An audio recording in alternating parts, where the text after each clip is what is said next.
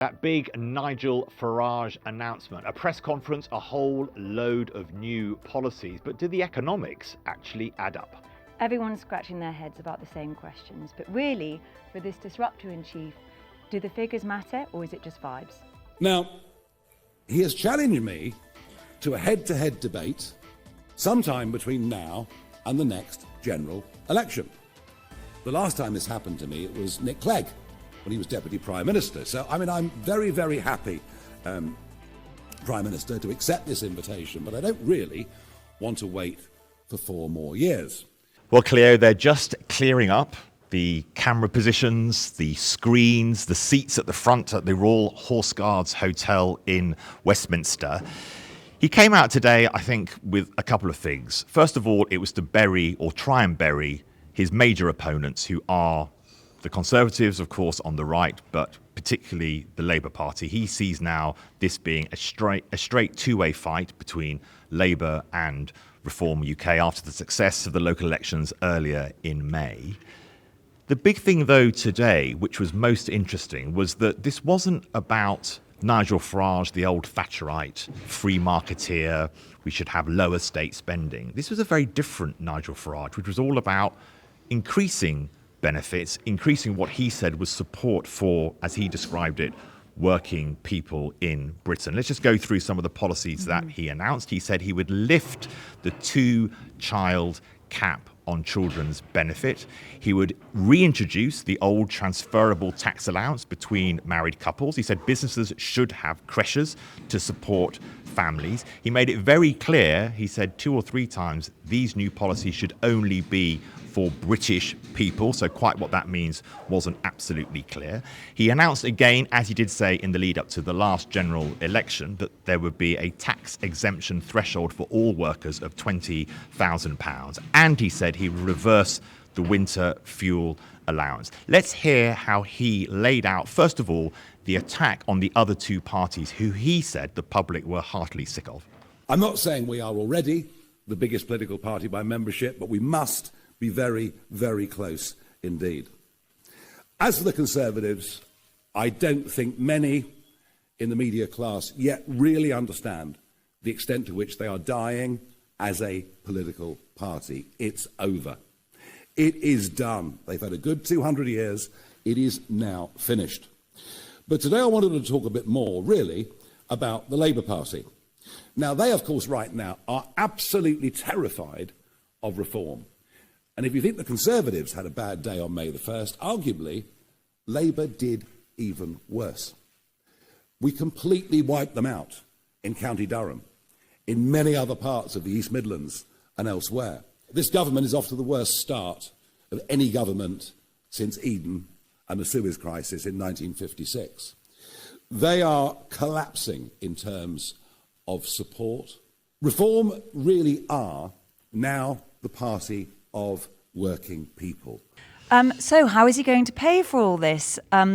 Despite journalists again and again trying to tear holes in his figures, which incidentally I think is very useful for him, he was just able to say the figures he wanted to again and again and again, and that's what his supporters hear. He talks about cutting net zero, which will be about 40 billion a year between now and 2030. He talked about ending asylum hotels and accommodation. He was not particularly clear about whether tents should be used. He said we won't have any at all, so tents won't be needed, which they estimate at Reform to be a savings of about 4 billion a year between now and 2030. They're also going to scrap DEI, which is 7 billion a year. And, of course, a bonfire of the Quangos, something we have heard quite a lot before now. Much of the criticism for Nigel Farage that he will face is that he will sound similar to the very parties he attacks by suggesting to people that they can have everything they want and there's no real cost added to that. I think that's one problem for him. But we've talked about this, Camilla and I have talked about this before. What he's actually doing is breaking apart the old left-right debate. He is picking what he thinks are policies that come together to make a coherent offer to the public.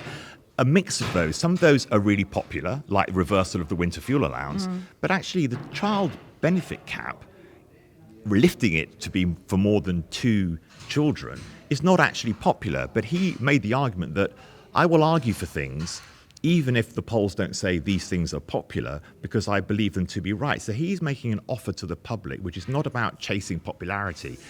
His big attack on Keir Starmer was that he's willing, and I've written about this many times in The Telegraph, he's willing to dump his supposed principles to chase what appears to be popular. And we've seen that most sharply in the immigration debate, where before the election he was talking about immigrants being welcome to the United Kingdom and that they helped the economy grow. And then he made that speech talking about an island of strangers, which really reversed that. And what Nigel Farage is saying is that, therefore, you cannot trust the Labour Party. Also, he's very, very good at pulling Keir Starmer in particular. I don't think the whole Labour movement, Angela Rayner seems to be a little bit more capable when it comes to politics than Starmer, but he pulls Starmer onto the battleground that Farage wants to have. So, for example, lifting the child benefit cap, that's a perfect row to have within the Labour movement, and to actually split the left. So you can have your North London, Islington dinner party people, and you can have your working left people, which we should talk about Angela Rayner shortly, because he had quite an interesting assessment of her compared to her cabinet colleagues. But Farage is very good, and he did say this himself, at being slightly Cassandra-like and seeing future problems. We are going to have a birth rate problem in the UK. In fact, we've got one already. And it's actually quite sensible to start thinking, well, we shouldn't penalise people for having more children than they'd actually, than is actually financially sensible for the whole of the UK. So it's actually interesting to see that by 2029, when there's a general election and we have some of those TV debates, those head-to-head debates, whether he's actually proved right about this. And actually we've had a kind of birth rate crisis, and if only we'd lifted the cap by then and Keir Starmer had given in to Nigel Farage and his Labour MPs, whether we wouldn't be in that pickle in the future. He has made, of course, family one of his key offers to the public. Let's hear Amy Gibbons, our colleague, our political reporting colleague for The Telegraph, asking him about that issue around marriage and divorce. Look, of course, there are valid, legitimate reasons for divorce. I've got lots of experience of this. We can talk about it later. In an ideal world, for the benefit of children growing up, I repeat the point, there is lots and lots of evidence that suggests that children growing up to maturity into adulthood in a stable family background, which doesn't have to be marriage, I accept, but more often than not is, do better in life. Don't we deserve to try to help create a framework in which young people can grow up and lead fulfilling lives? And all right, you may say, I'm aiming very high, but isn't that what we're in politics for? Isn't that the point of the whole thing? I thought, Cleo, the choreography was interesting for today. The first person who spoke was not Zia Youssef, the chairman, who has spoken at most of the starts of Nigel Farage's big rallies and big press conferences, but actually Sarah Pochin, the new MP for Runcorn, sitting directly to his right, Nigel Farage's right, next to the podium was Andrea Jenkins, the new mayor of Lincolnshire. They have clocked, they've got a women problem. And the point you're making, as we were talking about this podcast, was that so many of those policies would be aimed at what would be seen, at least initially, although he did actually quite smartly say, these are policies for men as well. These are not just policies for women. He's quite careful with his messaging in a way I think his enemies don't really understand, that he's more sophisticated than they imagine him to be. But this was quite a female-friendly day.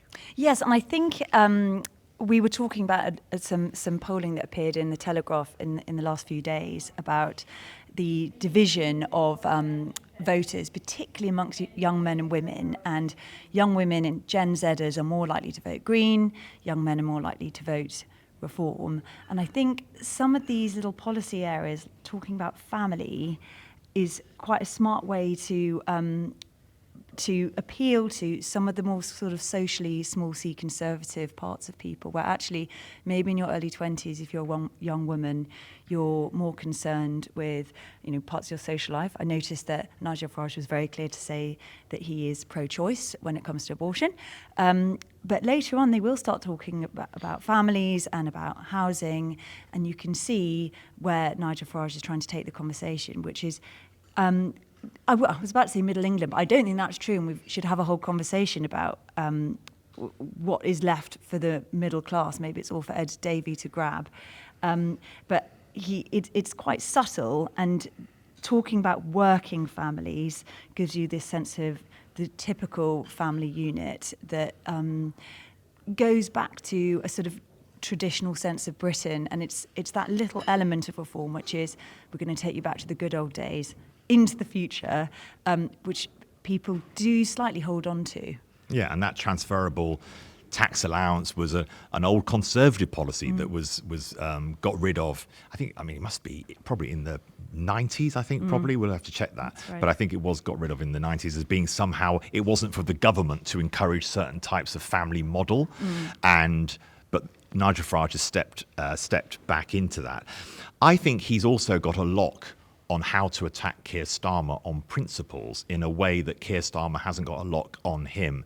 Labour were briefing as heavily as possible over the weekend that this was a stockbroker who was wealthy, who didn't really know anything about the working people, and also that he'd spoken about some kind of insurance scheme to replace or at least parts of the NHS in the past, that he'd made some comments about Jaguar Land Rover should be allowed to go bust. I think most of those attacks on Nigel Farage completely miss where the public is on him and them seeing him talking sense.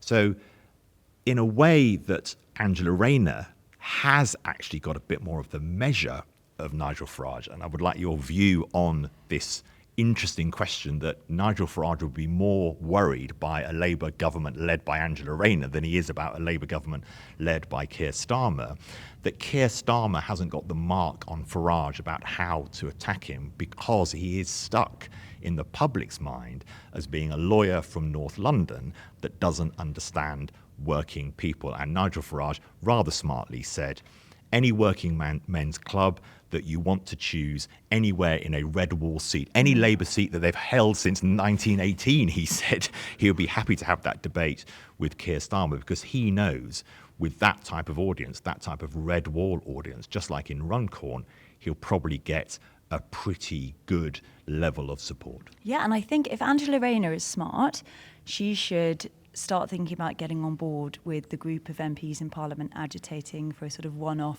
2% tax for people with £10 million or more. She's got to bring the debate back onto terrain that she's comfortable on, not what Keir Starmer's comfortable on. He doesn't understand the Labour base nearly as well. He doesn't understand why people voted for Leave. He doesn't understand why people voted Conservative in 2019. And Farage does.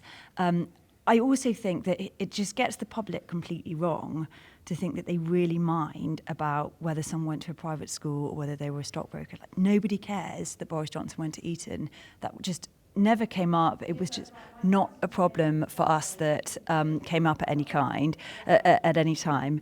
I do think, though, that they mind about people being authentic, which is one of Farage's points about Angela Rayner. She is very authentic, which is a problem for him. She can't hide, like Keir Starmer can, behind his father being a toolmaker or that he was, head of the CPS. People like Farage because, on the face of it anyway, he calls a spade, which is exactly what they like about Angela Rayner. And I think they'd be very, very worthy adversaries, and they understand their kind of core voters much better than I think Keir Starmer and his team do. And there's a bit of wit and elan about Angela Rayner in a way that there isn't about Keir Starmer. Let's hear Nigel Farage on Angela Rayner. He was asked about it in the Q&A session after the press conference. Well, at least she's real. I mean, none of the rest are. I don't think she's lied on her CV. I'm not sure she's got a CV. She is who she is. What we have learned, I think, over the course of the last week is that her ideas on tax, on saving, are even more radical than those of Rachel Reeves, and she tends on economics, certainly economics, to be way, way out on the left. And number one, that is not a majority opinion by any means in the country, nor will it become one. And it's a very busy space. You've got the Lib Dems heading into some of that territory, the Greens very firmly in that territory, and indeed, from what I can see of the Gaza independents, they're pretty much of that view as well. I thought his point about no one in the cabinet having ever set up or run a business was a really strong one. And you do get this sense that they are people who are sort of used to taking instructions, being employees, not necessarily being the people to have to make hard decisions. Mel Strider's done that, so it's quite useful to ask him about it. But it's quite, if you are a painter decorator in Rotherham, I think that's quite a striking thing to hear about the people now in charge of the DWP budget, that they've never actually done something like this themselves. They have been a chartered accountant or had quite a nice time at PwC, and suddenly they're in charge of something with actually no management experience at all. Yeah, that's the frustration, isn't it, of many voters. 80% of the workforce are employed by private organisations, not employed by the state.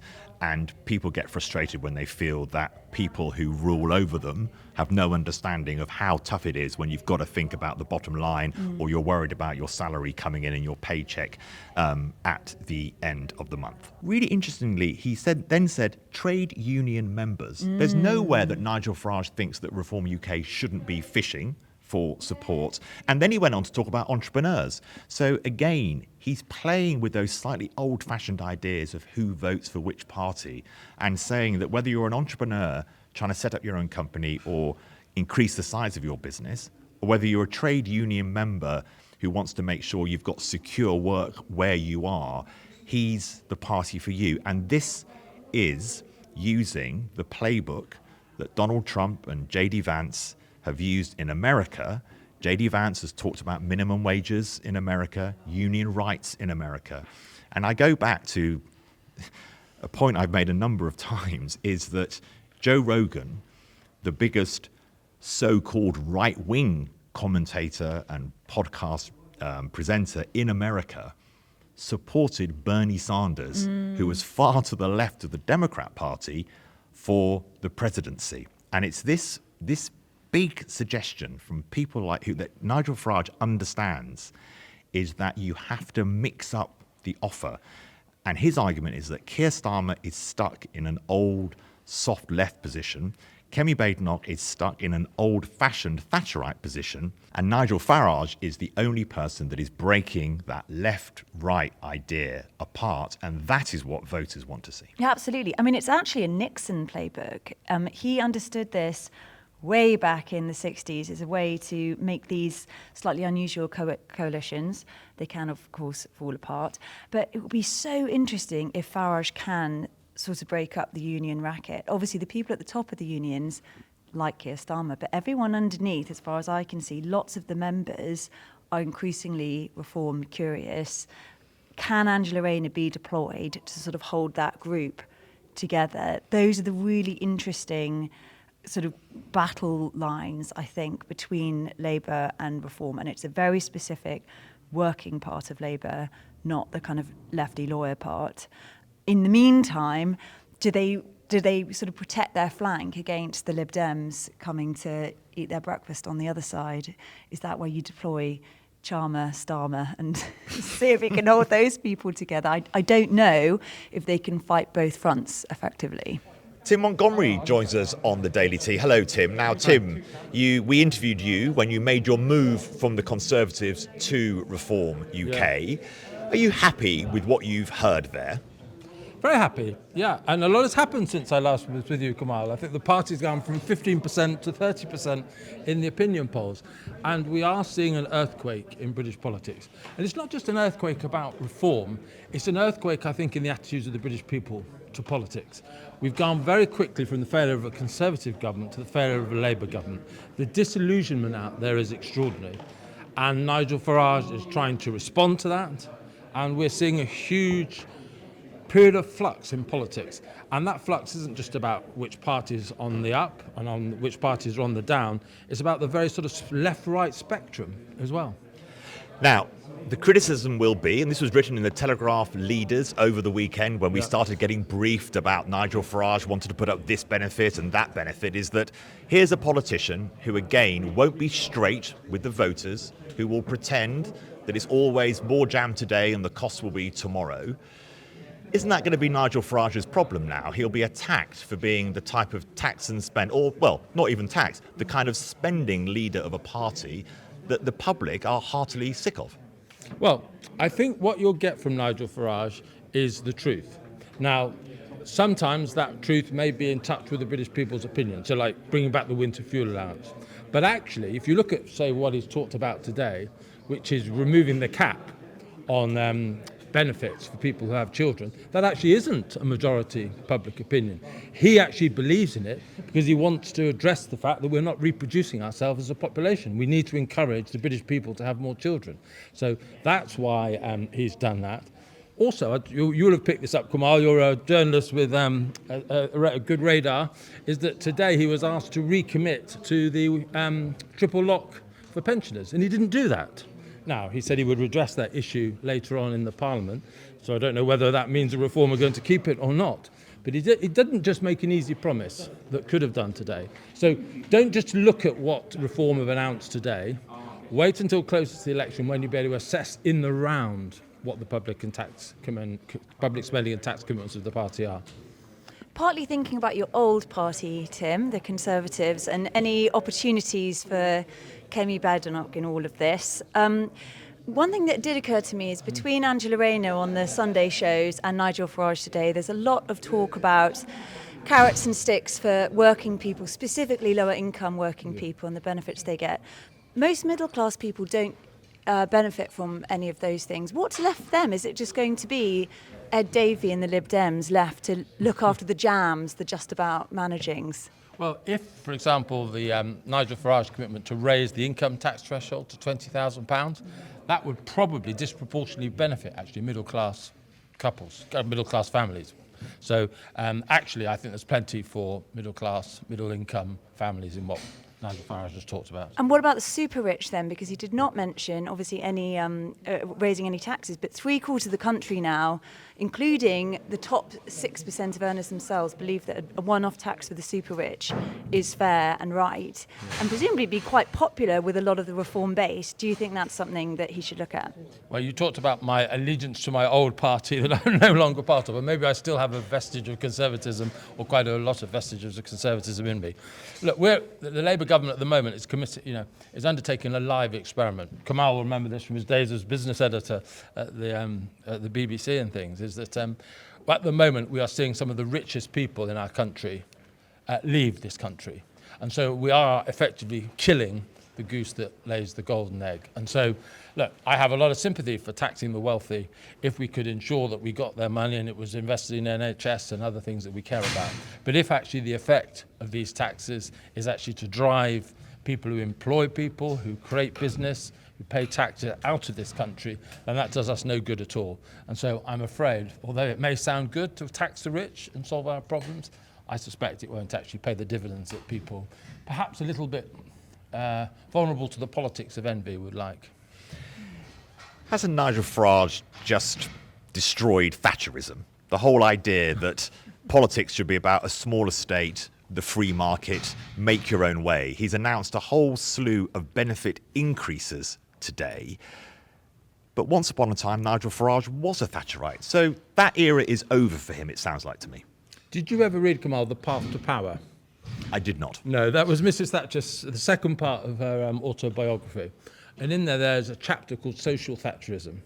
And Mrs. Thatcher, if she was alive today, would be talking about different issues than she would have done in the 1970s and 1980s. But already in that book, The Path to Power, she talked about the rise of crime, the decline of the family, and the growth of a whole range of social problems. So, would she be exactly in the same place as Nigel Farage is today? Well, we probably need some clairvoyance or something to know that. But I think she would not necessarily have been opposed to what he stood for today, because This is a new time with new problems, and therefore you need new policies. Tim Montgomery, thank you so much for joining the Daily Tea. Thank you very much.